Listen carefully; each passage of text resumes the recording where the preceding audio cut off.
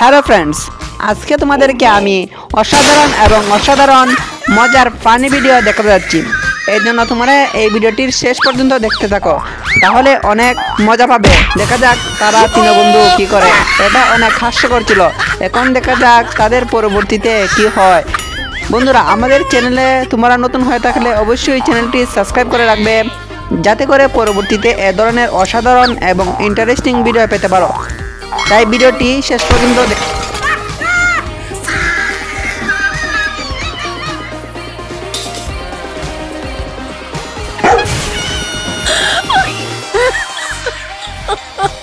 my god.